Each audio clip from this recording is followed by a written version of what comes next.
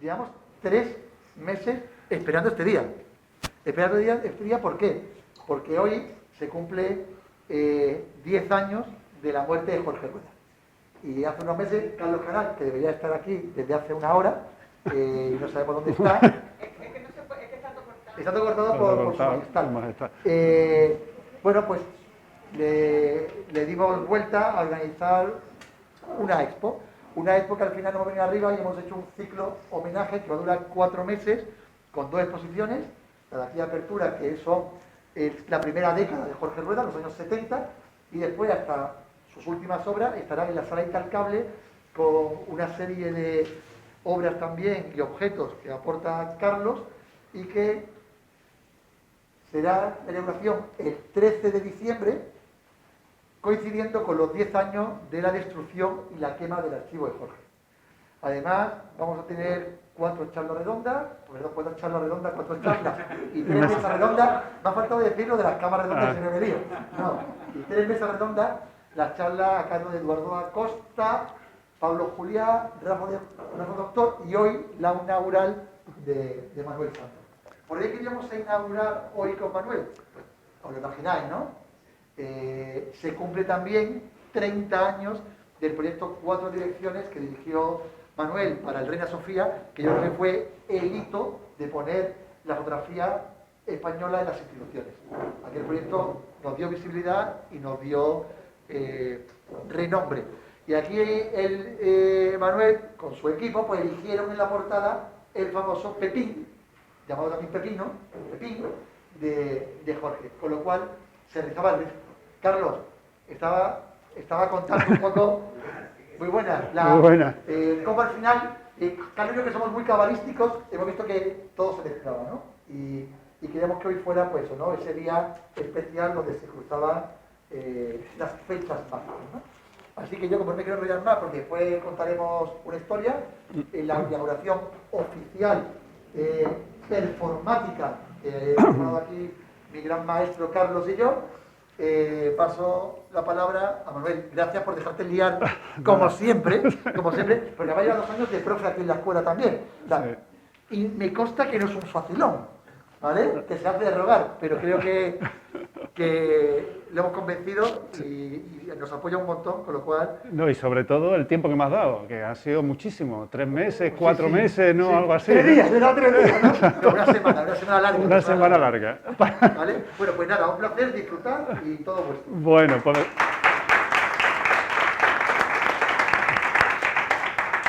Bueno, pues gracias a Michelo, gracias a Carlos Canal, ¿no?, por invitarme a este ciclo, aunque fuera con poco tiempo, pero bueno, son 2 conmemoraciones que yo creo que son importantes. Por un lado, la del fallecimiento de Jorge, por otro lado, 30 años de 4 direcciones, que efectivamente se inauguró en una fecha bastante mágica, ¿no?, porque además era una fecha capicúa, ¿no?, era 19 del 9 de 1991. Una fecha que no se iba a repetir en los próximos 200 años y que se puso meramente de casualidad, porque se trasladó 2 veces, se desplazó 2 veces por problemas del Reina Sofía y finalmente apareció en ese día mágico, que cuando ese día empezó, que bueno, os podéis imaginar, con los nervios, con el catálogo que no llegaba, el catálogo estaba produciéndose por Lumber en Barcelona, se iban a llevar 4 ejemplares cosidos a mano en el puente aéreo de prisa y corriendo para poderlos dar al rey, la reina y el ministro de Cultura, y con todos esos nervios me dice mi ayudante, bueno, y hoy es un día muy especial, ¿no te has enterado lo que ponen los periódicos? Y digo, no, ¿qué pasa? Que ha empezado a salir ya algo de 4 y dice, no, que es una fecha única, que no vuelve a producirse en 200 años. Digo, bueno, pues hemos escogido bien la fecha, ¿no? Una fecha capicúa, 19 de 9 de 1991. Bien, bueno, ¿y por qué conecta también con Jorge Rueda y 4 direcciones? Bueno, pues muchas cosas. Yo creo que conecta en primer lugar porque, bueno, yo no estaría aquí, seguramente ustedes tampoco, porque si no estuviera Jorge Rueda. ¿Y por qué? Porque, bueno, yo iba, y de hecho terminé la carrera de Ingeniería de Telecomunicaciones. Entonces, seguramente estaría dando aquí unas charlas sobre física de semiconductores, o sobre sistemas operativos, o alguna cosa extraña de ese tipo, y ustedes seguramente no estarían aquí, o vosotros, voy a dirigirme con vosotros. Pero vosotros no estaríais aquí. Y bueno, ¿quién es el responsable de que cambiara a otro chip y a otro chip? Nunca me lo he dicho. Pues precisamente Jorge Rueda. Jorge Rueda, porque Jorge Rueda, que aquí lo tenemos en uno de sus talleres, es el responsable de que yo esté aquí, porque Jorge, yo estaba en un colegio mayor, era el segundo año de carrera, y bueno, de esas actividades que hacen los colegios mayores, pues Jorge, aquel año, le invitaron a dar un taller, un mini taller intensivo, fueron 3 días nada más, o sea, el esquema clásico, ¿no?, de los libros de Anseladas, ¿no?, cámara, negativo, un día y otro día positivo, 3 días. Bueno, pero 3 días que bastaron para engancharme a mí a la fotografía totalmente y hacer que, bueno, que acabara la carrera, pero que al final, después de unos años de ejercer con temas de ordenadores, me dedicara definitivamente a la fotografía, ¿no? Bien, entonces tenemos que Jorge realmente es para mí, un iniciador totalmente de mi actividad fotográfica, ¿no? Sin él, a lo mejor no me hubiera yo contagiado, ¿no?, con ese entusiasmo que tenía, con esa capacidad de transmisión, ¿no? Y, ¿qué es lo que se encuentra Jorge cuando llega a Madrid desde su Almería natal, ¿no? Pues Jorge se encuentra, pues una escena dominada por una fotografía muy ligada a la concursística, en lo que se refiere al mundo de la fotografía, diríamos que no eran de los medios de comunicación. La fotografía de los medios de comunicación, aquí tenemos algunas portadas de arte fotográfico, ¿no? Evidentemente no le interesan para nada a Jorge todas estas imágenes, ¿no?, pseudopictorialistas, ¿no?, como esta, costumbres populares, documentalismo bastante banal, y llegamos a portadas de este tipo, ¿no?, más cercanas al álbum familiar que a una revista de fotografía, ¿no? Bien, entonces evidentemente no le interesa eso, y ¿qué es lo que hace Jorge? Jorge utiliza, como muchas veces hizo en su vida, ¿no?, los recursos, y lo utilizó muy bien, ¿no? Se mete en la Real Sociedad Fotográfica, absorbe allí todo lo que puede, aprende todo lo que puede de allí, usa su laboratorio y decide poner en marcha su propio proyecto de fotografía, ¿no?, que evidentemente no tiene nada que ver con esto. Evidentemente fueron unos años que también todos, o por lo menos bastante, sabemos que hubo excepciones, ¿no? Había algunas excepciones, como puede ser el grupo AFAL, ¿no? Pero hay que contar con que esas excepciones eran realmente actividades muy puntuales, tanto geográficas como temporalmente. Vamos, que AFAL duró un año y pico, lo que es los boletines, ¿no? ¿Vale? Pero bueno, otra cosa que me interesa también destacar, aparte del movimiento de AFAL, que era la Asociación Fotográfica de Almería, liderada por José María Artero y Carlos Pérez Siquier, que desgraciadamente falleció hace poco. Bueno, AFAL realmente puso en circulación una serie de autores que realmente eran muy desconocidos en España, aparte de promover autores ligados a la publicación, como pueden ser Massach, ¿no?, Miserac, etcétera, ¿no?, Coalladó, ¿vale? Otro proyecto de esos años 50 y 60, anteriores a la actividad, cuando inicia ya la actividad Jorge Rueda allí, pero que se encuentra Jorge cuando llega a Madrid, van a ser los libros de la editorial Lumen, ¿no? Yo siempre los destaco, los libros de la editorial Lumen. Una colección que se titulaba Palabra e Imagen y que me parecen realmente, innovadores para la época, además de que situaban a los fotógrafos en donde debían de estar, en una igualdad de condiciones, ¿no? No como se les utilizaba la mayor parte de las veces en los medios de comunicación, en prensa, en revistas en la época, que eran meros ilustradores de alguien que había escrito la noticia, ¿no?, del plumilla, ¿no? El plumilla escribía la noticia o el escritor y el fotógrafo la ilustraba. Aquí no, aquí estaba en igualdad de condiciones y fijaros que la tipografía lo dice también, ¿no? O sea, texto de Camilo José Cela, fotografías de Juan Colón, ¿no? Bien, un diseño además bastante innovador, pensar que esto es de principios de los 60. El diseño lo llevaba Óscar Tusquets, el arquitecto y diseñador Óscar Tusquets, y desde luego cada volumen era una joyita. Estas son las portadas, este es el de Neutral Corner, dedicado al boxeo, con texto de Aldecoa y Ramón Massach, ¿no? Y fotografías magníficas de Massach, como esta. Bueno. Y llegamos entonces a un momento pionero en la fotografía en España, el momento Nueva Valente, ¿no? Tenemos aquí el número 1, ¿no? Jorge ya se ha sentado en Madrid y, resulta que los azares de la vida, como ahora contaremos también los azares de cómo se generó Cuatro Direcciones, le llevan a coincidir con unos editores que quieren poner en marcha un proyecto de revista, pero un proyecto de revista que no lo dé muy claro, que están dudando entre si hacer una revista de culturismo, hacer una revista de deportes, hacer una revista de fotografía, ¿no? Y seguramente, el carácter arrollante de Pablo Pérez Mínguez, que fue uno de los que colaboró con Jorge Rueda en este convencimiento de estos editores. Yo creo que el carácter desarrollante de Pérez Mínguez, por otro lado, esa ironía socarrona de Jorge también, ese saber estar y saber jugar con la comunicación muy bien, que Jorge lo sabía muy bien. Luego también estuvo el diseño gráfico de Carlos Serrano, que también yo creo que también fue bastante importante para convencer a estos editores de que aquel proyecto podía tener marcha y podía funcionar. Entonces, consiguieron convencer, ¿no?, a estos editores y empieza Nueva Lente, ¿no? ¿Vale?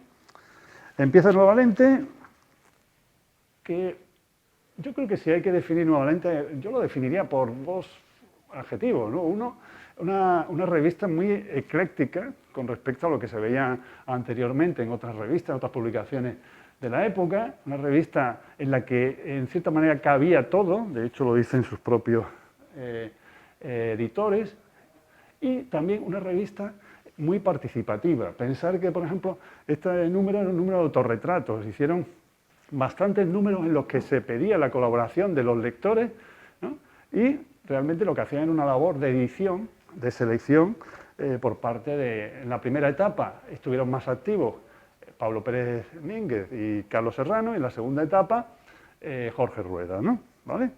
En Nueva Lente cabía de todo, ¿no? Y bueno, en un número cualquiera podemos encontrar desde fotografías, ¿no?, de este corte, ¿no?, más surreal,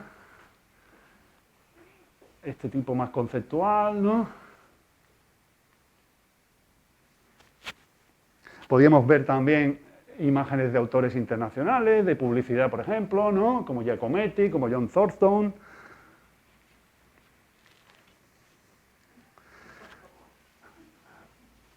Este tipo de imágenes muy surreales también abundaban mucho, eran muy del gusto, evidentemente, de Jorge y también de Pablo Pérez Mínguez, porque Pablo Pérez Mínguez, pensar que muchas de sus fotografías al final eran realmente casi acciones, ¿no? Estaban muy influenciados por todo lo que era el movimiento de acciones, y de hecho interviene también Paz Muro, ¿no?, en algunas de ellas. Bueno, Carlos Serrano, ¿no?, comenta, por ejemplo, en un número que era bastante significativo, que se llama La realidad no existe, el número 26.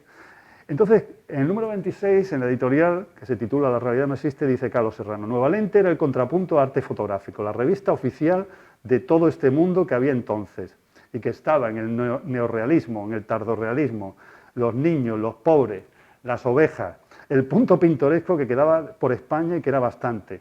Para nosotros era importante el vale todo, que todo el mundo colaborara. El proyecto no duró mucho, pero la historia que estaba detrás la hemos mantenido. Bueno, yo creo que aquí es una fotografía bastante que ilustra, ¿no?, de una manera jocosa esa crítica que hace Carlos, ¿no?, a toda esa fotografía que estaba en vogue en aquel momento. Jorge Rueda va a ser solicitado después como director artístico, ¿no? Aquí vemos una fotografía de Luis Pérez Mínguez, también, que publicó en aquellos momentos, de Joan Fontcuberta, ¿no? Hay que pensar que prácticamente todos los que van a ser nombres importantes de la fotografía después de los 80 y los 90 van a estar ya publicando en Nueva Lente, con obras, bueno, podríamos decir de más juventud, ¿no? Podríamos decir algunas más interesantes, algunas menos, ¿no? Bueno, yo creo que esta de Joan está bastante bien, ¿no? Y bueno, en cierta manera también apunta un poco a la dirección que él después trabaja, ¿no?, en que la fotografía al final es toda una construcción y puede ser un engaño continuamente. Luego, por otra parte, había otras fotografías que evidentemente algunos de sus autores no querrían ni recordarlas, ¿no? Después, si queréis, comentamos algunas de Joan Fontcuberta que están en la colección del Reina Sofía, que forman parte de cuando Joan participaba también en concursos. Es decir, en aquel momento había pocos lugares de exposición, con lo cual era muy lógico que tanto Cristina García Rodero como Joan Fontcuberta, como todos los grandes nombres de la fotografía en España, participaran en aquel momento de la participación en concursos, ¿no? Bueno, y también se le prestó atención desde Nueva Lente a la generación anterior, cosa que también me parece interesante, porque siempre parecía que rompían con todo lo anterior, pero no, hubo autores como Mas Pons, o como Carlos Pérez Siquier, que les interesaba también mucho a los editores de Nueva Lente, tanto a Jorge como a Pablo Pérez Mínguez. Entonces también tuvieron un sitio dentro de la revista dentro de Nueva Lente, no solamente, como hemos dicho, la generación que después va a ser la generación de vanguardia en los 80, sino también van a tener ese sitio para los que ellos consideran, digamos, más innovadores de las generaciones de los 50 y 60, ¿no? Bueno, Jorge Rueda fue solicitado como director artístico, ¿no?, para iniciar el proyecto Nueva Lente, pero va a abandonar ese cargo después del número 2. Es decir, hay un número 0, que fue una maqueta que se sacó, bueno, no una maqueta, pero vamos, un número 0 que se sacó en el verano, pues un número 1 y un número 2, ¿no?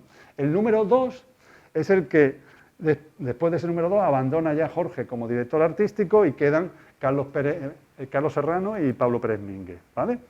Bien, después sus colaboraciones van a ser cada vez más frecuentes, ¿no?, pero todavía va a mantenerse, diríamos, al margen de la dirección. Entonces, hasta el número 14-15 va a seguir manteniéndose, va a ir incrementando a partir del número 14-15, pero realmente todavía no hace una actividad de dirección, ¿no? Bien, tenemos en la pantalla una imagen de Manuel Falces, que también fue otro de los que publicó también en Nueva Lente. Y creo que, ¿por qué Jorge empezó a tener ese tirón en Nueva Lente? Bueno, yo creo que fue porque también su tono, sus editoriales, le gustaban mucho, ¿no?, a Carlos Serrano, a Pablo Pérez Mínguez. Quizá Carlos era más parado, no tenía esa capacidad de tener esa ironía tan fina. Era un tipo muy inteligente, porque sigue siendo Carlos un tipo muy inteligente, pero quizá a lo mejor le gustó el tono ese que tenía las colaboraciones de Jorge, ¿no?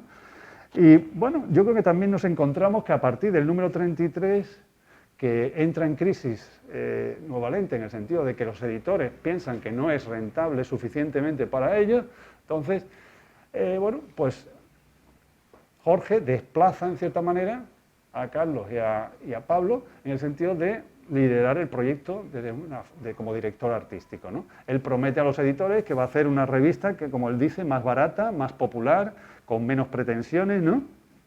Y bueno, él estaba convencido que para aumentar el número de lectores de la revista resultaba fundamental aplicar su idea de que el objetivo fundamental de la fotografía no está en su exhibición, sino en su capacidad para ser impresa miles de veces, ¿no?, para ser usada en cierta manera como un amplificador de comunicación visual de ideas, ¿no? También en esos años Jorge Rueda empieza a realizar fotomontajes de manera frecuente en el interior y en la portada de la revista, ¿no? Este es uno de los primeros fotomontajes, ¿no?, que podemos ver, de los más conocidos de esa época, esta ascensión de esta paralítica.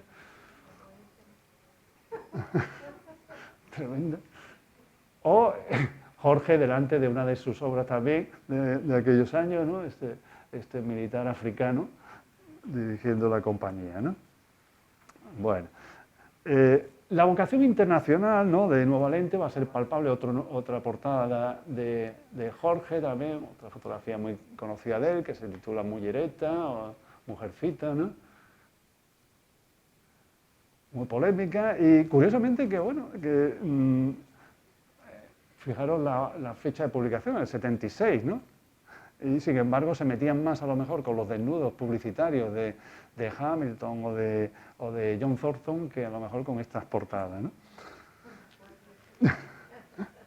Bueno, la vocación internacional de Nueva Lente también es palpable en la cantidad de fotógrafos internacionales que conocimos a través de Nueva Lente.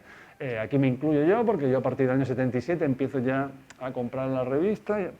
Hasta entonces no la conocía, como he dicho, yo no estaba metido en el tema de la fotografía, pero empiezo a ver autores internacionales muy potentes, como puede ser Ralph Gibson, ¿no?, ¿vale?, como pueden ser Jerry Welsman también, por ejemplo, que fue otro de los que también recogió la revista, Robert Frank, ¿no?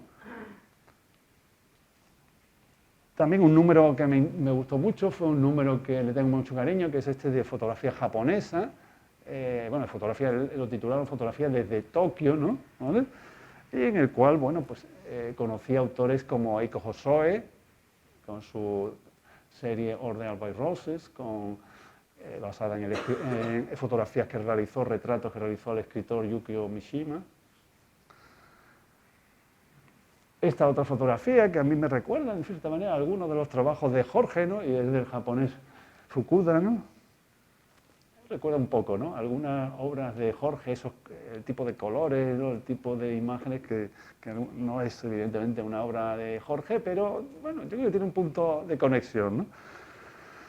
Bien, Nueva Lente también sirve para la proyección internacional de nuestros fotógrafos, es decir, también desde Nueva Lente logran una proyección internacional, no solamente acoge Nueva Lente fotógrafos internacionales, sino que sirve para una proyección internacional. De hecho, Jorge es nombrado comisario, seleccionador de los fotógrafos españoles, una exposición que se realiza en el año 76 en los reencuentros internacionales de fotografía de Arles en Francia, ¿vale?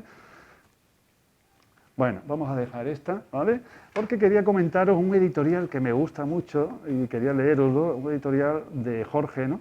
De una convocatoria para participar en un número especial sobre fotografía y Dada, el movimiento Dada, ¿no? Que yo creo que está muy relacionado con Jorge, ¿no? Aprovechamos el triste pero lógico suceso de la muerte de Man Ray, recientemente ocurrida en el más dulce y último de sus sueños, para planear la realización de un monstruoso número Dada que case y choque con todo al mismo tiempo. Sabemos que los controles siguen y que el tanque acecha, ¿vale? Pensar que era el año 77, ¿no? Acabábamos de salir bueno, de la muerte de Franco y estábamos todavía con un comienzo inestable de democracia, vamos, que de hecho después vino Tejero, ¿no? Y todos sabemos qué pasó. Pues aquí Jorge ya avisaba que el tanque acechaba todavía. Pero aún así podemos permitirnos la alegría de ciertos desmadres, aparentemente incomprensibles, con sitio en estas páginas. Amigo lector, hermano lector, Dada va a invadir nuestra revista en un gran número para el verano. Todo cabe dentro de sus tripas y eres tú quien puede hacerlo. El 30 de mayo cerraremos puertas y ventanas para enfrentarnos con tus partos y hacerles hueco en más de 100 páginas hambrientas que luego salgan potentes y patentes a la calle. Que sea lo que Dios quiera, no faltaba más. Un texto plenamente de Jorge, ¿no? Bueno, para mí creo que al igual que para muchos fotógrafos, como os decía, y aficionados a la imagen fotográfica, la llegada de cada ejemplar de Nueva Lente cada mes era realmente una ocasión única de conocer, ¿no? Directamente, ¿no? Todo lo que estaba ocurriendo, ¿no? No obstante, posteriormente, a pesar de que yo lo conocí solamente a partir del año 77, para mí era ya un referente tan grande que cuando empecé a pensar en montar un proyecto sobre fotografía española contemporánea como 4 direcciones, ¿vale? Ya empecé a darle vuelta a la idea de que la generación Nueva Lente y Jorge en particular tuviera un papel realmente clave en esa exposición, ¿no? Y llegamos ahora a la otra conmemoración, ¿no? Que es la que os iba a hablar también, que es de 4 direcciones, el proyecto que dirigí para el Reina Sofía. Conseguíamos que nos dejaran todas las salas del Círculo de las Artes para hacer una macroexposición todos los años, ¿vale? Y eso lo hacíamos en el mes de mayo.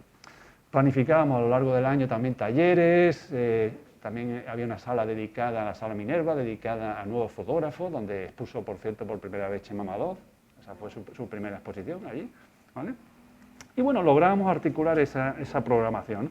Entonces se me ocurrió plantear al director del Círculo y la Junta Directiva un proyecto multinivel sobre fotografía contemporánea española de las últimas décadas. Yo, como siempre, muy utópico, muy jovencito, y bueno, hago el presupuesto y me sale una, bueno, pues imaginaros, una riñonada total. Entonces me coge el director del Círculo, me dice, mira, muy bien, pero esto ni siquiera lo voy a presentar a la Junta Directiva, porque es que lo van a echar para atrás seguro, ¿dónde vamos a sacar este presupuesto? Entonces, aparqué el proyecto, que por cierto, no he podido traeroslo, pero me encontré el dossier original hace poco, pero después no sé dónde lo he puesto, que no lo he podido volver a escanear, con lo cual, para otra ocasión, tendremos ocasión de ver que merece la pena verlo, porque tiene una portada muy total, en fin, muy curioso. Bueno, aparqué el proyecto, ¿no?, hasta que una conversación de café, ¿vale?, en la pecera del Círculo de las Artes, con Juan Carlos Luna, de la editorial Lumber, el director de la editorial Lumber, salió el tema de las exposiciones, de los libros que había realizado con Publio López Mondéjar sobre fotografía española en el siglo XIX, principios del XX, las vanguardias, todo esto. Conocéis los libros, me imagino, de Publio López Mondéjar, ¿vale? Yo le pregunté a Luna que por qué no hacer otra exposición sobre el panorama tan rico que presentaban estas 2 últimas décadas, ¿no? Y me contestó que Publio, desde luego, no estaba por la labor, ¿vale? Que eso suponía entrar en conflicto con los fotógrafos por la selección que él hiciera. De modo que dio a entender que Publio estaba más cómodo seleccionando fotógrafos de épocas pasadas que no poniéndose en la tesitura de tener que pelear con sus coetáneos, ¿no? Y ver si los coetáneos aceptaban su selección o no. Como yo no he sido nunca un animal político, y más bien todo lo contrario, decidí tirarme a ese laberinto de pasiones, que fue lo que ocurrió. Es decir, bueno, yo podía hacer una exposición como esa, de hecho le comenté a Luna que tenía un proyecto sobre la fotografía en España desde 1970, estamos hablando del año 89 aproximadamente, ¿vale?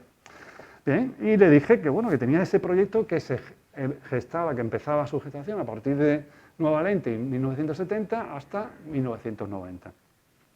Tuvo un entusiasmo, vamos, que yo todavía lo recuerdo. Juan Carlos, para eso le agradeceré toda la vida ese momento, que dijo así de claro, dice, este proyecto lo vamos a realizar. Ahora bien, tenemos que buscar más socios. Bueno, nos pusimos a buscar más socios. Entonces, nos pusimos en contacto con las mayores instituciones de España y conseguimos que finalmente el Reina Sofía, parecía que el IVAN, el Instituto Valenciano de Arte Moderno, también iba a participar, pero finalmente no participó. Y, bueno, el acuerdo fue firmado al 50% del presupuesto entre Juan Carlos Luna y Lumber Editores y el Reina Sofía, el Museo Reina Sofía. ¿Por qué se diferencia Cuatro Direcciones? Bueno, se diferencia Cuatro Direcciones por varias cosas, pero yo he puesto aquí un poco los puntos principales, ¿no? Se habían hecho otras exposiciones, de hecho, Joan Fontcuberta había comisariado una exposición para el Museo Cantigny de 1968 al 88, ¿vale? de otro periodo, pero había sido siempre y había otro par de exposiciones que también circulaban, pero siempre había sido una selección muy individual, muy de un comisario determinado, y bueno, con determinado, yo después, si queréis, hablamos en las preguntas, las selecciones de esas exposiciones, ¿vale? Que no estoy nada de acuerdo con ellas, ¿vale? Pero no es el momento. Entonces, yo planteé hacer una selección colegiada, es decir, no individual, ¿vale? Luego, por otra parte, multinivel, es decir, que iba a tener distintos niveles el proyecto. La exposición iba a ser solamente uno de los niveles. Luego, proyección internacional y que fuera el germen de una colección. La selección colegiada, ¿vale? Tenéis ahí en pantalla, creo que cogí algunos de los grandes nombres de la fotografía de aquella época.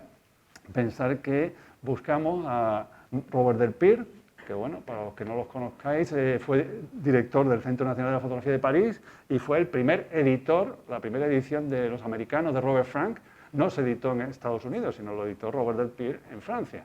Fue el responsable de esa primera edición. Bueno, Miles Bath, que estaba de conservador jefe en el International Center of Photography de Nueva York, de la colección, Josep Monzó, que era conservador de fotografía en el IVAN, José Luis Suárez, director de la Fotobienal de Vigo, y bueno, y un servidor.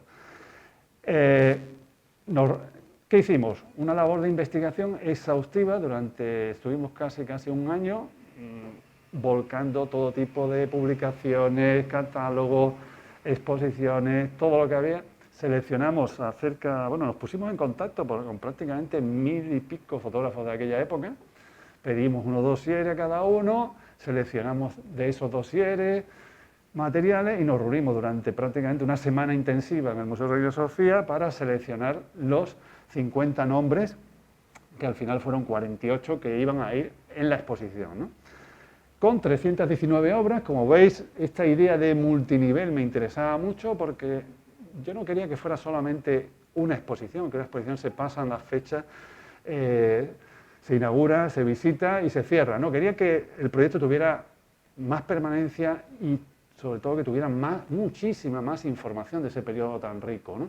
Entonces planteé la exposición, un catálogo que reunía todas las fotografías de la exposición, ¿vale? Más una serie de textos que escribí yo y escribieron también los miembros del comité asesor, un libro de referencia que es el tomo 2 con 250 fotógrafos, es decir, los 50 que estaban en la exposición, más otros 200 que consideramos también interesantes y relevantes de ese periodo, y una pequeña biografía de cada uno de ellos, y además le introducimos también todo lo que es actividad de galerías, salas de arte, instituciones, todo lo que se hizo en ese periodo en fotografía, revistas, etcétera, lo incluimos en ese libro de referencia. Es decir, que era un libro de referencia no solamente de fotógrafos, sino de todo lo que había habido de actividad fotográfica. Y por último, el videodisco. Aquella época eran estos videodiscos enormes, ¿no? Estos de tamaño LP, gigantes, ¿no? ¿Vale? Con 6.500 fotografías de 252 fotógrafos, ¿no? ¿Vale? Bien, también estaba planteado para una proyección internacional desde el principio. Yo desde el principio pensaba en el proyecto no solo en España de que se expusiera, sino que tenía que circular por todo el mundo, ¿no? El catálogo íntegro fue traducido al inglés entero, todo, eran bastantes páginas, ¿no? Mi ayudante en aquel momento era Dina Cowan, que después además algunos lo conoceréis porque ha estado traduciendo mucho para la revista Exit, por ejemplo, ¿no? Una magnífica traductora. Y luego la exposición itineró por 16 instituciones, ¿no? ¿Vale?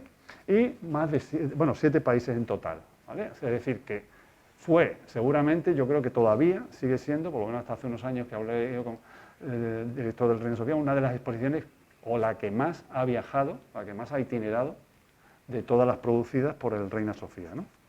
Y por último, tenía la intención de ser el germen de una colección de fotografía española. Es decir, el Reina Sofía no tenía en aquel momento colección de fotografía española, lo que tenía eran, como digo yo, la acumulación, los residuos que habían quedado en otras instituciones que no sabían dónde ponerlos, como por ejemplo la Diputación de Madrid. Cerraron la Diputación de Madrid, todos los concursos de fotografía que había planteado, que había realizado la Diputación de Madrid, no pasaron a la comunidad porque había un impasse. ¿Y dónde los ponemos? Bueno, pues al Reina Sofía, ¿no? La colección esta, ¿dónde la ponemos? Pongo al Reina Sofía. Entonces no era una colección y menos no había una colección de fotografía contemporánea.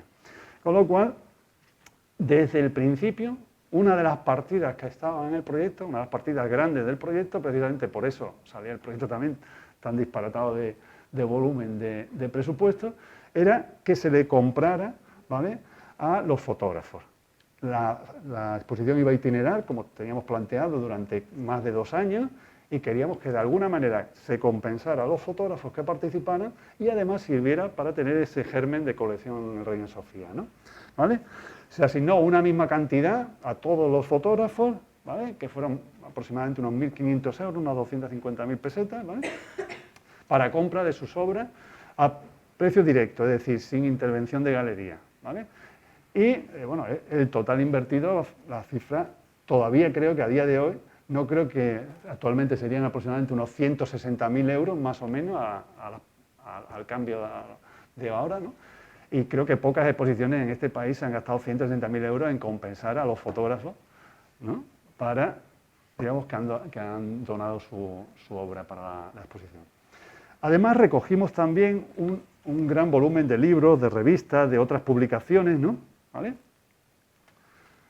que esas publicaciones después fueron 10 o 12 cajas que se llevaron al Museo Reina Sofía y están en la Biblioteca del Reina Sofía como, bueno, con catálogos, folletos, todo tipo de documentación de estos fotógrafos que participaron en el proyecto, ¿no? ¿Vale? Bueno, y después de año y medio frenético conseguimos inaugurar la exposición, ¿no?, con el rey Juan Carlos y la reina Sofía juntos, cosa también que en aquellos momentos era raro verlos juntos. Pues, después también, pero bueno. Bueno, entonces conseguimos estar allí. Yo no sé qué hacía yo con las manos, seguramente no sabía dónde ponerlas. Estaba ahí haciéndome un nudo, en vez del nudo de la corbata, me hacía el nudo de las manos, ¿no? Pero bueno, el rey tiene una prestancia que, bueno, no es la de ahora, evidentemente, pero ahí está. Por eso lo digo, de broma. Aquí está Coalladó, Gabriel Coalladó, haciendo fotografías a los reyes en la inauguración. Gabriel no perdía ocasión. Y María Corral detrás, que estuvo de directora. Bueno, yo el proyecto lo empecé con Tomás Llorens, y lo acabé con María Corral y Jordi Soletura, que es el ministro de Cultura en aquellos años, ¿no? Bueno, la exposición ocupaba toda la tercera planta, las salas de exposición en aquel momento la tercera planta solamente tenía la biblioteca a un lado, ¿vale?, y todo lo que era el frontal que da a la plaza, pues fueron las salas que ocupó 4 direcciones, ¿no? Y básicamente el esquema conceptual de 4 direcciones a mí se me ocurrió antes de que leyera los libros de Lemanní, porque la exposición es anterior, ¿vale? El libro de Lemanní, La sombra y el tiempo, habla un poquito sobre este esquema, ¿no?, de objetiva, subjetiva, ficción, documento. Pero realmente a mí se me ocurrió antes y después lo vi reflejado en el libro de Lemanní, cosa que me encantó, porque además yo con Lemanní había hablado bastante, justamente cuando estaba en el periodo de Foco, en el Círculo de Bellas Artes. Varias de las exposiciones de Foco las hicimos en colaboración con Lemanní. Entonces yo planteé doble eje, ¿no? De fotografía objetiva o subjetiva, fotografía como documento, registro de una realidad exterior o fotografía de ficción o construida. Y cada una de estas secciones, diríamos, pues hice una sección dentro de la exposición. Entonces, la tradición documental, ¿no? Participa de una fotografía objetiva como documento, registro. La sección de sueño y sugerencia participa de ser un documento, registro, pero con una visión subjetiva por parte del fotógrafo. Y bueno, vamos a ir viendo ahora algunos de los autores, ¿no? Reflexión y concepto fue la primera sección y reuníamos allí aquellos trabajos donde el concepto es previo a la construcción de la imagen, trabajos que cuestionan el lenguaje fotográfico, como Humberto Rivas, Chema Madoz, Rafael Navarro, Manuel Vilariño, ¿no? Bueno, creo que no nos equivocamos demasiado tampoco, ¿no? En la selección, porque bueno, aquí tenemos ya aquí a 2 premios nacionales de fotografía, ¿no? Bien, sueño y sugerencia, que construyen sus fotografías, ¿no? Para primar, ¿no? La subjetividad, ¿no? Expresar su mundo interior, ¿no? Aquí tenemos fotografías de Toni Catani, fotografías de Javier Balonrat y de Ucalele. La tradición documental, obviamente, teníamos que incluirla, teníamos a toda esa generación maravillosa de los 5 jinetes, ¿no? De Cristina García Rodero, Ramón Zabalza, Fernando Herráez, ¿no? Todos ellos que participaron de la exposición, junto también, bueno, Ramón Zabalza no, pero todos los demás sí, Coldo Chamorro, ¿no?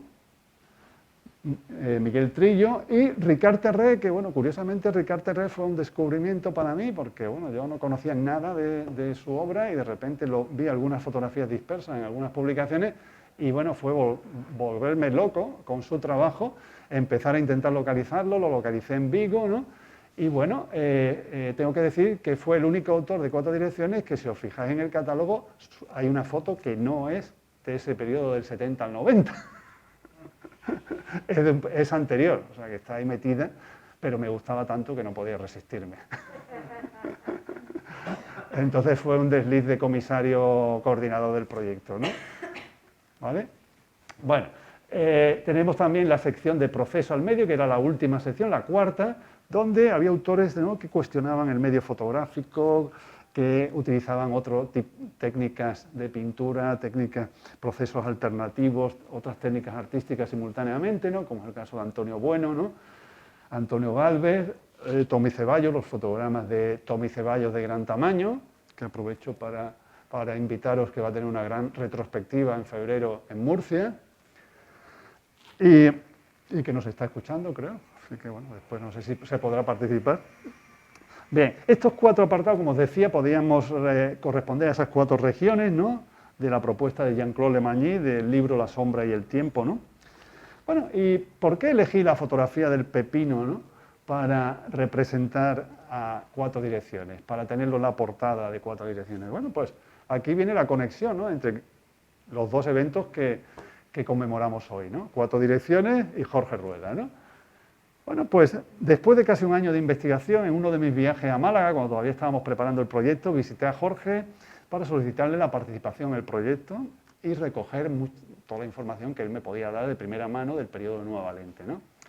Recuerdo perfectamente esa visita, la recuerdo como, vamos, como la estuviera viendo, ¿no? De subir a su estudio, ¿no? Y allí con el ritual de quien va a enseñar algo mágico o esotérico, algo muy especial, extrajo de un cajón la diapositiva del pepino, la diapositiva original, o sea, la toma original, ¿vale?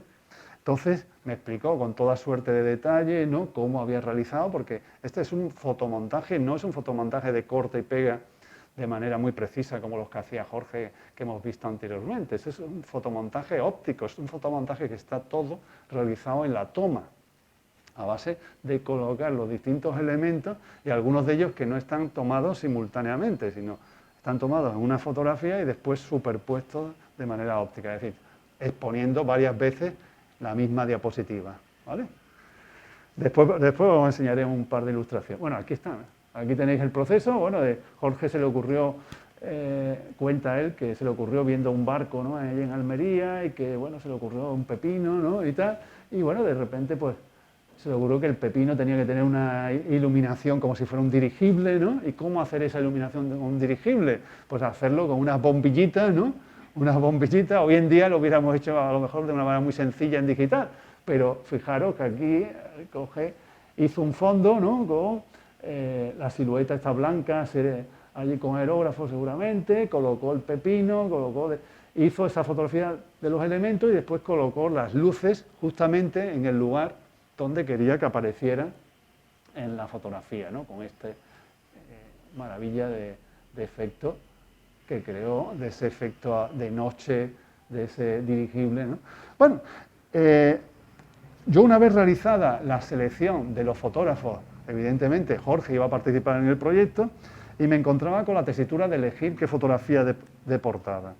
Yo había rechazado la idea de que la portada fuera tipográfica, me parecía que no podía hacer un libro de fotografía con una portada solamente con tipografía. También había rechazado la idea de un fotomosaico, de que estuvieran las fotos muy pequeñas. Yo quería que el catálogo, el libro, cuando estuviera en una tienda, en un expositor, en una mesa de una librería, llamara la atención, ¿no?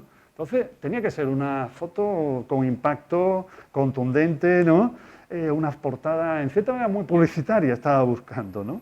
Y bueno, pensé que seleccionar la fotografía tenía 2 décadas, la década del 1970, la década de 1980. Pensé que tenía que decantarme por alguien de los 70, que a lo mejor los 80 era arriesgarme mucho, ¿no?, que ya me arriesgué con algunos nombres, nos arriesgamos el comité con algunos nombres, pero yo pensé, tenemos que coger a alguien que sea de los 70, que tenga una trayectoria ya muy asentada, ¿no? Bueno, y de repente realicé una selección de 5 o 6 fotografías, ¿no? No recuerdo todas, pero sí que había alguna de Manuel Falce, alguna de Cristina García Rodero, de Manel Esclusa, de algún otro, ¿no? Y bueno, por mi oficina del proyecto pasaba mucha gente, pasaban fotógrafos, pasaba gente que había escrito sobre fotografía. Y bueno, yo hice esa selección de 5 o 6 fotografías y las fui enseñando. Y recuerdo perfectamente, por ejemplo, a Salvador Obiols, que había escrito bastante sobre fotografía española en los 70, y qué casualidad que prácticamente todos eligieron la fotografía del pepino, que de todas maneras para mí era también ya la candidata favorita. Con lo cual aquello solamente hizo reafirmar que la portada tenía que ser la fotografía de Jorge del pepino, ¿no? ¿Vale? ¿Ok? Bien, yo creo que además también podía leerse, para mí me significaba, era un manifiesto visual de la época, ¿no? ¿No? Vivíamos en un momento histórico, ¿no?, que veníamos de un régimen de 40 años, ¿no?, en los cuales todavía éramos una España rural, poco industrializada, atrasada tecnológicamente, pero con muchas ganas de cambio, ¿no? Y para mí esta fotografía simbolizaba esa España rural y esa España que quería, ¿no?, aproximarse, ¿no?, a esa vanguardia tecnológica e industrial de un dirigible, pero que al final también era un dirigible, bueno, hecho de manera muy artesanal, ¿no?, como un pepino, ¿no? ¿Vale? Y por otra parte, también tenía algo muy especial. Estaba realizada esta fotografía justo en el año que murió Franco, en el año de ese momento de la transición. Estaba realizada en el año 75. Entonces, tenía todos los puntos, ¿no?, para ser la ganadora. ¿Vale? ¿Ok? Bien.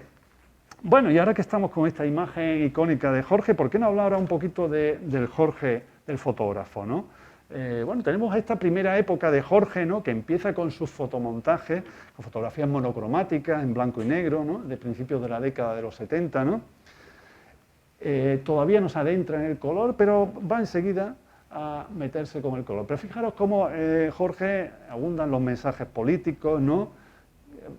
Critica, ridiculiza el régimen franquista, su control policial, militar, el apoyo social del régimen, siempre con un punto también, ¿no?, de sorpresa, de incógnita, ¿no? También son frecuentes, veis todas las manifestaciones estas que también, de donde sacaba él, estas fueron imágenes que él después reusó para algunas de sus fotografías. Bueno, para Jorge realmente el arte no tiene sentido sin un compromiso sociopolítico consciente del artista, ¿no? Y al igual que otros fotógrafos como Benito Román, como Pep Rigol en aquella época, va a colaborar con esos medios de prensa críticos con el sistema capitalista y con el régimen franquista, como Ajo Blanco, Hermano Lobo, Ruedo Ibérico, ¿no? ¿Vale? Jorge también, hay una frase suya que me gusta destacar que dice: Para él prima la funcionalidad del proceso comunicativo. Considera que es tarea del fotógrafo escoger códigos que no den posibilidad de duda al receptor. Él expresa esto de esta forma, dice: confundir al prójimo es camino para hacerle despertar, pero también es cierto que la misma confusión puede hacer de nosotros sus primeras víctimas, ¿no? Es decir, le gusta confundir, pero que el mensaje tenga por lo menos, tenga una incógnita, un punto ahí de sorpresa, pero que sea un mensaje relativamente claro. Tenemos algunas fotografías muy icónicas en este primer periodo de Jorge, como esta portada de Nueva Lente, que además, curiosamente, esta portada, fijaros que después ha tenido sus diferentes versiones, ¿no? La fotografía que tenemos abajo es esta, y fijaros que la fotografía reproducida en Nueva Lente está invertida lateralmente, ¿no? ¿Vale? Fotografías de blanco y negro, coloreadas a mano. Y esta mujer vampiro, ¿no? Que es fantástica, ¿no? Da terror. Total.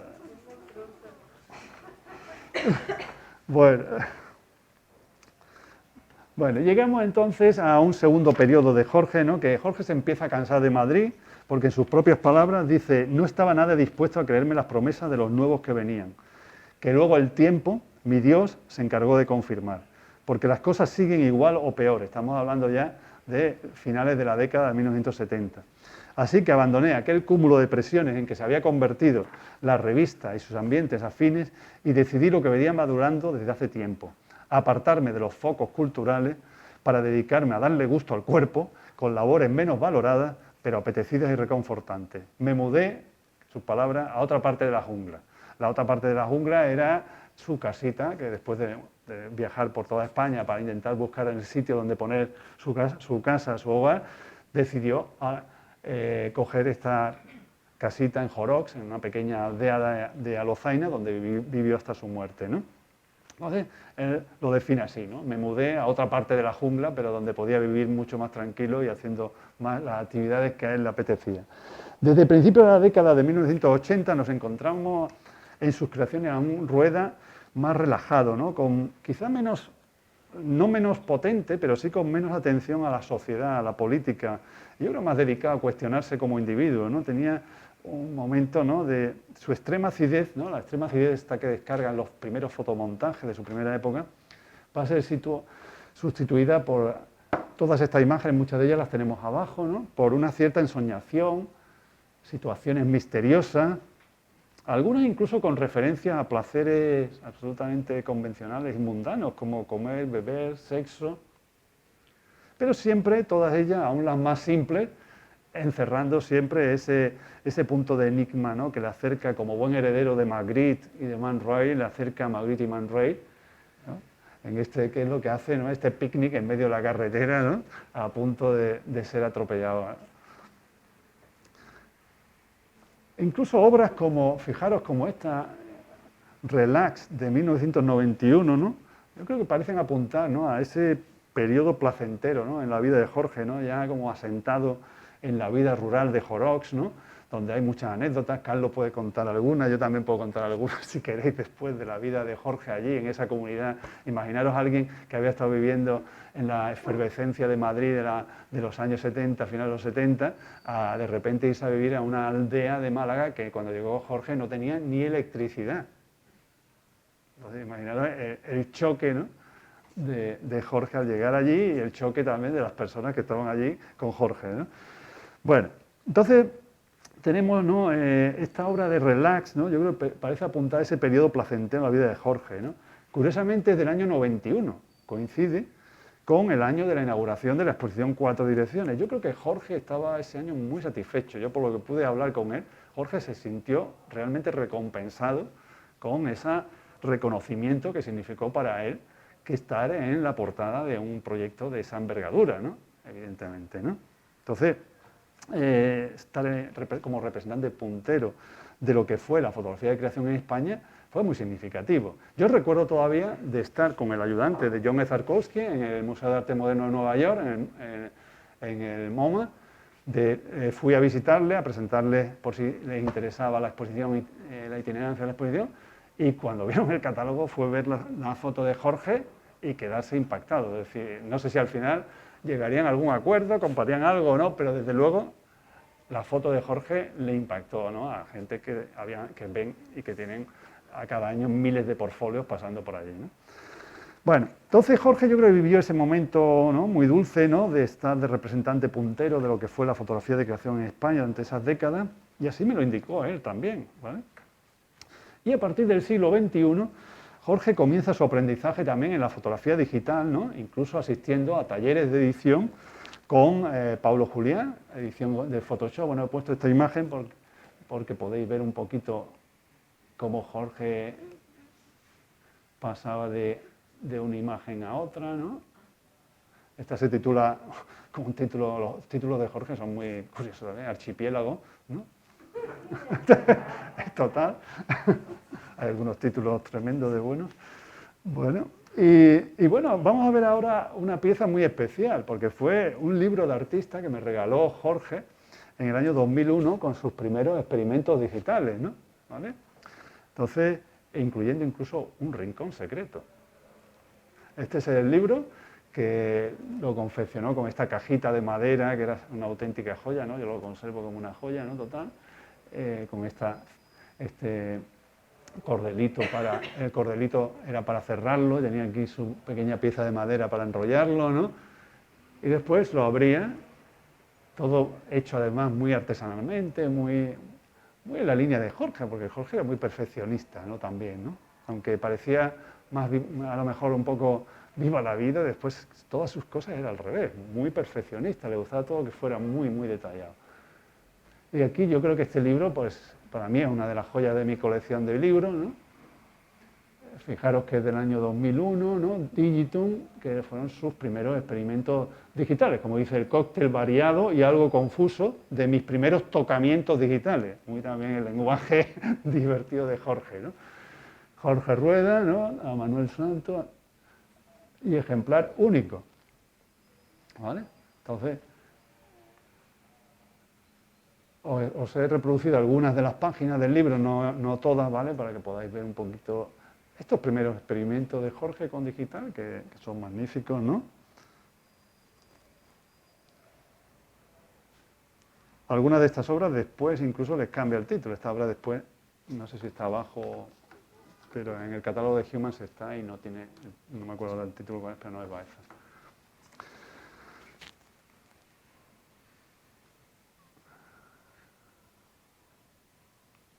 Y llegamos al rincón secreto. Tenía hasta un rincón secreto este libro, muy propio también de Jorge. Y por supuesto que en el rincón secreto no os podéis imaginar. ¿Qué es lo que iba a mostrar Jorge en el rincón secreto? A ver, una pregunta al público. ¿Secreto? Sí, pero ¿qué secreto? A ver, ¿a alguien se le ocurre? ¿No?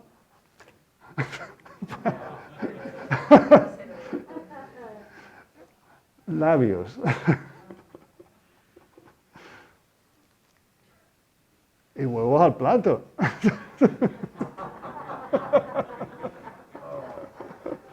Muy propio de Jorge, ¿no?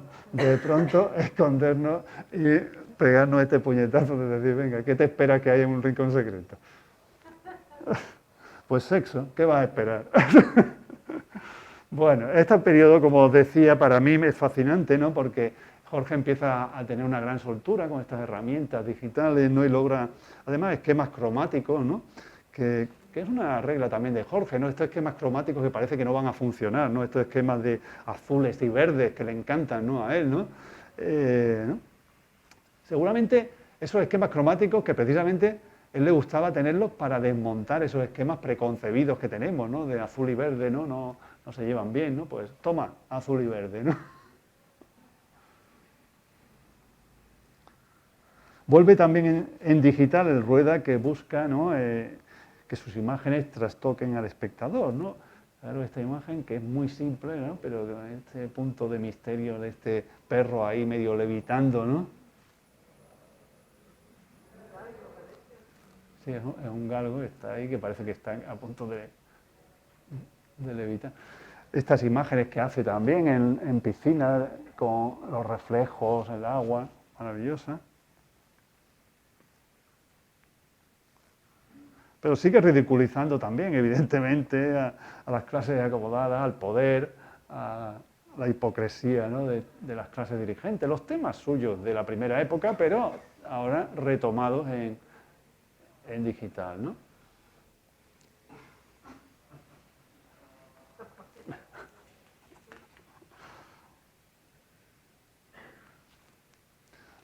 O esta otra, ¿no?, ridiculizando las clases altas, acomodadas, ¿no?, cuestionando la hipocresía, ¿no?, en cualquier caso, del poder, de las clases dirigentes, ¿no? A mí me resulta bastante curioso que eligiera esta fotografía para portada de su exposición retrospectiva en el Centro Andaluz de la Fotografía, que lo tenemos aquí abajo, este catálogo. Me resulta curioso y, no sé, yo tengo mi idea de por qué la eligió, pero bueno, ahora mismo tampoco la vamos, después si queréis la comentamos. Para Jorge, en el fondo, la imagen debe ser un puñetazo visual al espectador, ¿no? Debe tener el mismo impacto que una imagen publicitaria, con el añadido de ese punto de enigma que a él le interesa mucho, ¿no? Otra faceta importante, otro punto importante de su ideario estético, que él lo repetía mucho, era que él no creía en la supravaloración de las obras únicas, en el mercado del arte, en el elitismo del mercado del arte. Para él la fotografía debía ser democrática. De hecho, él quería profundizar siempre en ese carácter de obra reproducible, de que la fotografía fuera una obra reproducible. Para él la obra de arte no era tanto la fotografía en sí, el original, la copia vintage, la copia de época, sino la fotografía impresa, ¿no? Y de hecho algunos de sus fotomontajes para Nueva Lente no los realizaba ni siquiera en la ampliadora, estaban realizados en el taller de fotomecánica, o sea, en la propia fotomecánica, ¿vale? O sea, que no hay un original en sentido estricto, porque se montaban directamente en la plancha de fotomecánica, ¿no? Y bueno, llegamos al final de Jorge, ¿no?, donde Jorge empieza a poner bastantes trabas a participar en proyectos que no lo valoren. Yo recuerdo que se sintió muy satisfecho, por ejemplo, de participar en la Universidad Internacional de Andalucía, que me pidió que organizara un seminario en el año 1999 sobre la situación de la fotografía, ¿no?, internacional, y le invitamos a él, le invitamos a Pedro Meyer, ¿no?, de México, le invitamos a varias figuras importantes de pensadores y fotógrafos. Y bueno, él se sintió muy satisfecho de que se le pagara en condiciones, ¿no?, porque Jorge decía: ya no permito que los cosechadores me sigan diciendo qué tengo que sembrar, exijo mi trocito de pastel. Si la vaca no come, no podrá comer el que transporta la leche o fabrica los quesos, porque se acaba la vaca, ¿no? Una cosa bastante lógica, ¿no?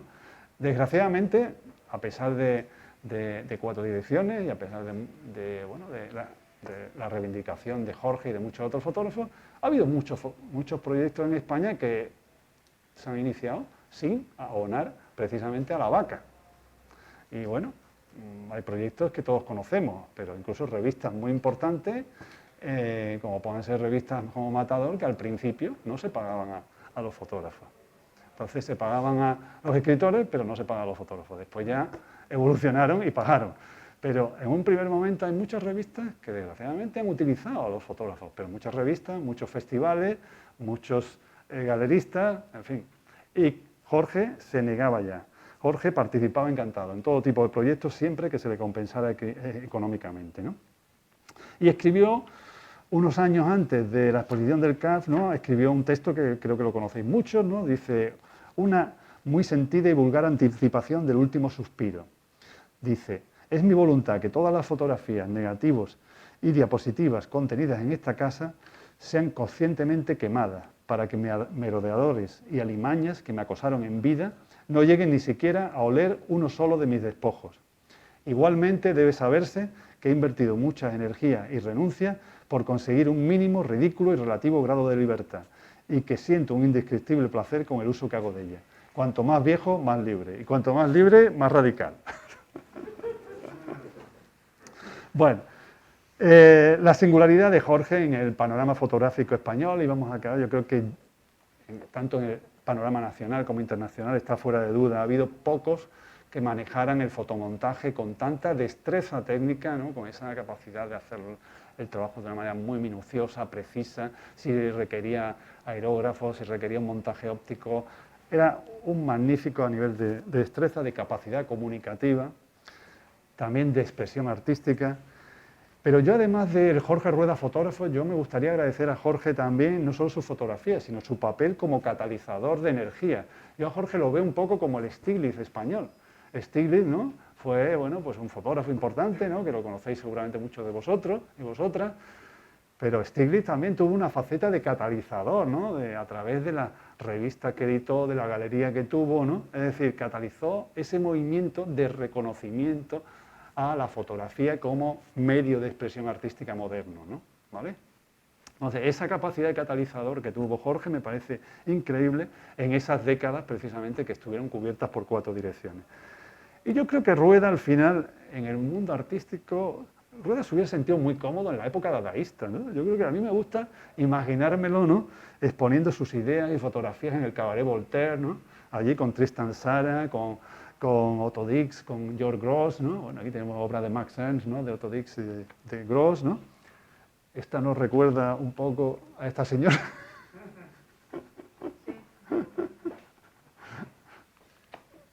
Personaje de Grosz tan fantástico, no esa crítica mordaz que hacía todos los dadaístas a la sociedad burguesa y a la sociedad capitalista.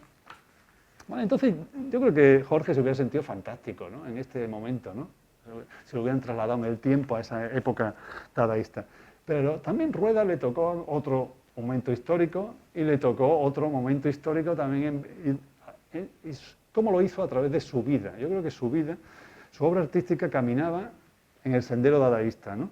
Pero en su propia vida Jorge seguía los caminos abiertos por Duchamp, ¿no? Todo en su vida podía ser obra de arte, ¿no? Yo creo que él concebía toda su vida, desde hacer el amor, la acción de recoger hortalizas para una ensalada, su radical sinceridad, ¿no? A la hora de hablar de fotografía, de dar su opinión, de opinar sobre otros fotógrafos o sobre su propia fotografía. Era un vividor nato, un niño pícaro que seguía disfrutando de sus pequeñas bribonerías y un superviviente bajo todo tipo de circunstancias. Y esas circunstancias también las consideraba todas esas acciones como parte de su ser artista, ¿no? Es importante subrayar que Jorge era un artista que consideraba el arte como algo prescindible, porque lo que de verdad importaba para él era la comunicación entre seres humanos, tal y como lo indicaba en el número 43 de Nueva Lente. Si cada hombre tuviera hombro con hombro a su lado a muchos otros hombres compartiendo su vivir, sobrarían los poetas, sobrarían los pintores artísticos, entrecomillados, y sobrarían los artistas. La comunicación sería directa, insustituible y vivificadora. La sensación compartida no tendría la triste necesidad de ser transportada por una foto o por las luces de otra representación. Hasta su último deseo, quemar todo su archivo particular de negativos y discos duros, adquiere esa dimensión de acción artística para reafirmar lo que expresa en el párrafo anterior, esa acción de comunicación. Si para Duchamp puede ser arte cualquier acción conscientemente realizada por un artista, la decisión de eliminar todas las obras en su poder tras su muerte se constituye así en la última obra de Jorge Rueda. Aunque también es verdad que efectivamente hubiera deseado que sus preciados negativos, diapositivas, incluida la del Pepino, hubieran sido recogidas en un Centro Nacional de la Fotografía o en la colección de un museo como el Reina Sofía. Continuar ese germen de colección que supuso 4 direcciones con el archivo Rueda hubiera sido un estupendo colofón a mi proyecto, pero desgraciadamente no pudo ser. Pero bueno, conociendo la personalidad, ¿no?, humana, artística y vital de Jorge, tendríamos que preguntarnos si realmente Jorge desearía ese final feliz de la historia, absolutamente burgués, absolutamente convencional, ¿no?, de estar todo su archivo en un museo como un centro como el Reina Sofía. ¿Vale? Por otra parte, no es sin duda un acto valiente por parte de Jorge para pedir que haya instituciones de verdad comprometidas en nuestro país en conservar y difundir nuestro patrimonio fotográfico.